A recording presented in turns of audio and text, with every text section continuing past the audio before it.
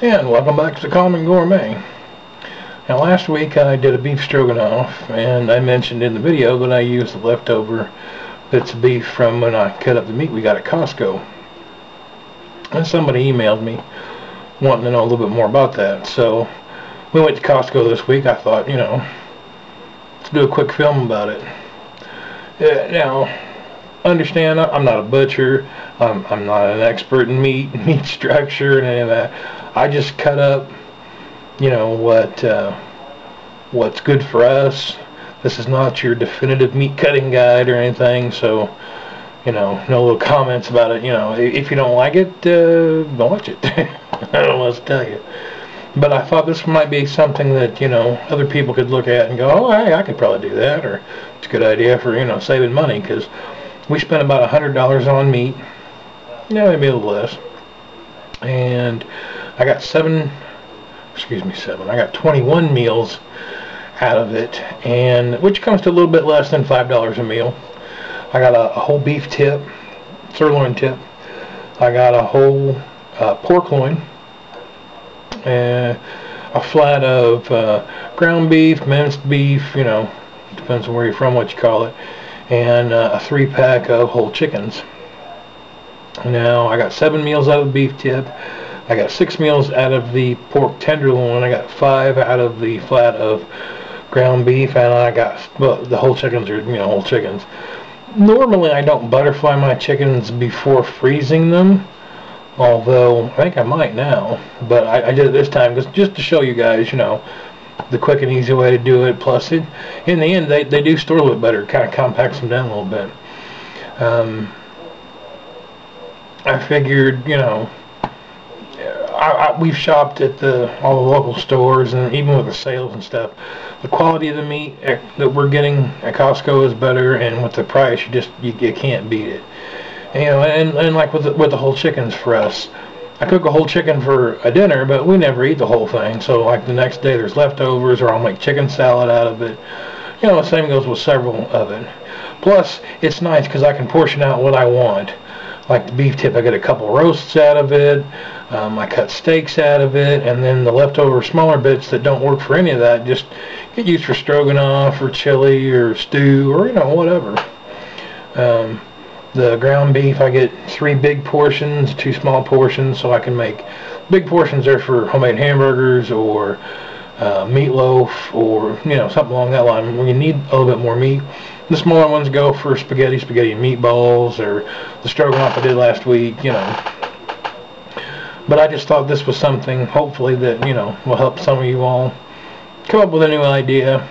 So, let's cut to the meat here in just a second. Cut to the meat. That's funny. I'm going to show you the meat. I'm going to show you maybe some of the cutting, and then what it's, portioned out at. And I double wrap mine. I have a large thing of plastic wrap, cling film, depends on where you're from, once again. I double wrap it, and then I mark it with a Sharpie on the outside, like P for pork, or I make roast, or whatever, but so I know what it is, just in case you're wondering when you see the video. So let's go cut some meat. Behold, pilo meat. So we've got our whole pork loin here. As you can see, the back's got a little bit of a fat cap to it, but not too much. If that's too thick and solid, you've got too much there. 1, 2, 3 whole chickens, a whole beef sirloin tip, and the flat of ground beef. Now we're going to get some of this stuff out of the way here, and I'm going to grab just an old kitchen towel, something that don't matter if it gets dirty, something clean. As you can see, I'm already hanging over the sink a little bit, and I like to put a towel down on one end so that blood, juices, and whatnot run off into the sink. As well as the sink's a nice catch in case you drop some meat, which you're going to see me do here in just a minute. Now, this is a big old chunk of meat. First thing we're going to do here is there's a strip. It's kind of hard to see. Not real sure why it didn't color up well on the camera, but that was actually quite white. Very easy to see. It's a big old strip, but it's just connective tissue. You can see on the right hand piece of beef, you can see that kind of a silvery, whitish looking skin. That's also connective tissue. Not good eating particularly, but If you can get it off like that strip now, now's a good time for it. Being a big chunk of meat, though, it's a little hard to handle, so we're going to cut it in half. Now, I just kind of take a look at it and gauge. You know, I've kind of done this before, so it's like, well, which side looks good for what? So this side's going to end up being my roast side. The other piece just has a little bit more of a continuity to it. This side, just a little rougher, but you know, for me, that's perfect for a roast. I like the way the muscle lays. Now we're going to see, oops, right into the sink. But I clean the sink ahead of time, you know, I mean, and it's catching the stuff that's coming off of here, so we're good. Now, you can cut the steaks however thick you like them. If you like them good and thick, cut them good and thick. If you like them thin, cut them thin. Now, you can make a ton of minute steaks out of this bloody thing. Now, if you're having trouble cutting meat, it's a little harder to do with something this size because it doesn't quite firm up as well, but you can wrap that, throw it in the freezer for about 15-20 minutes, and it'll partially freeze. It'll just kind of seize the meat up a little bit. Now, the meat got hard to mess with, so I turned it. It's just easier for me to work this way. And like I said, you know, you cut what you want. If you eat all roasts, make all roast. If you eat all steaks, make all steaks. If you don't eat either one, you know, cut off bits. Do whatever you like with it. This is just how I do it. Now, that end piece is a little floppy, but I'm looking at it going, that looks like a good size roast, and it is. Alright, now here we have the finished product. We have the bits of beef, just little chunks that aren't big enough for anything else. We have 2 roasts. We have some steaks. We have some more steaks, and we have a few more steaks. All told, I got 7 meals out of that. Here it is wrapped up. Yes, you only see 6 because one of them's off to the side being seasoned up for eating that night anyway. Alright, now, the whole pork loin. I know a lot of people don't like messing with these because they are a bloody mess. You can see the thing. It's a little slimy because of the juices that's in it. It's a little hard to mess with. It's alright. Looks like something out of a freaking creature movie. But, you know, I ended up getting, let's see, 6 meals out of that for $18. That's just about $3 a meal. So, I'm trying to show you there. It's kind of hard to see. There's 2 different color meats. There's a darker and a lighter color. Now, that end is also a little flatter. You can kind of see there. I like to cut that off for a nice pork roast. You could always try and cut it up into chops later if you really need it, but I find that end doesn't hold together as well for chops. Now this end, you'll be able to see the difference in the color of the meat here in a minute. You can probably see a little bit there. I like these for chops because they cut a little bit better, and they have that dual, yeah, there we go, that dual meat there, and I just think it gives a nice flavor.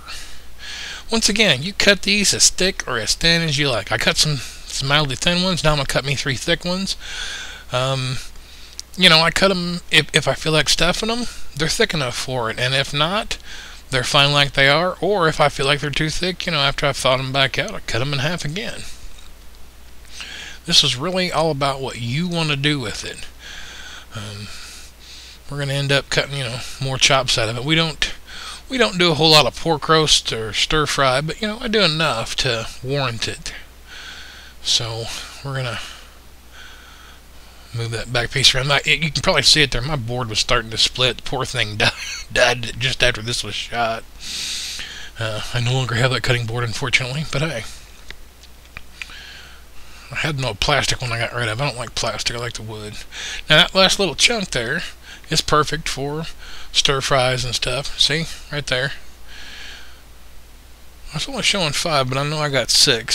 So, don't ask. I probably put something away early, not thinking about it.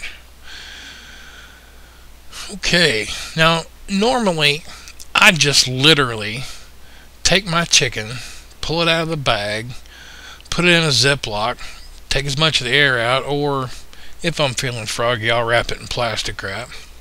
But I thought, you know, maybe you guys don't know how to butterfly a chicken, which is pretty much how I cook my whole chicken. So I'm gonna butterfly these up for you real quick.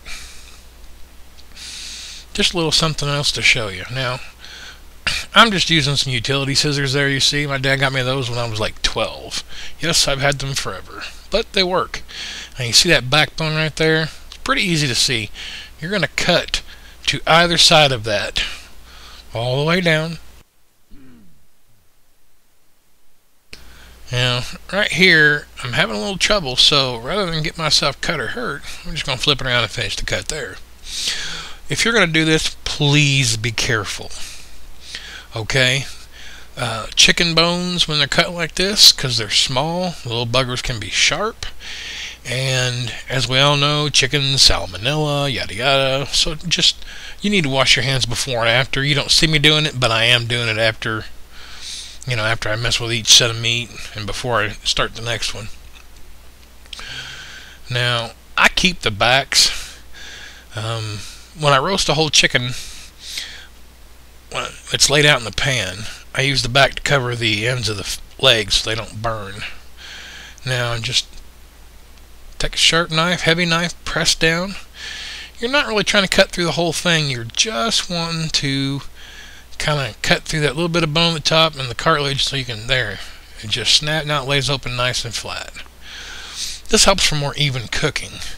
When you're doing a nice roast chicken, especially on the grill, barbecue, trying to do a whole chicken as a whole chicken is just a monstrous pain in the butt. So I did the second one. I'm going to show you the third one again real quick because of touch up. If you don't want to use the backs for that, save them for making stock, or, you know, I don't pretty much just don't throw out any part that I can use like that. Like I said, I end up laying these over the leg ends. There's an oyster of meat. A lot of people know what that is on the underside, and it's in that back that I've cut. It's just that little oyster-shaped piece of meat. I like getting it out of there after it's done cooking. Now, I didn't think you needed to see wrapped up chickens, so we just skipped ahead to the ground beef here. 1, 2, 3. I feel like I'm on Sesame Street. And let's put the last one for 4 or 5. I'm not going to show you that wrapped up because you don't need to. That's 3 large pieces, 2 small. The large pieces are for hamburgers or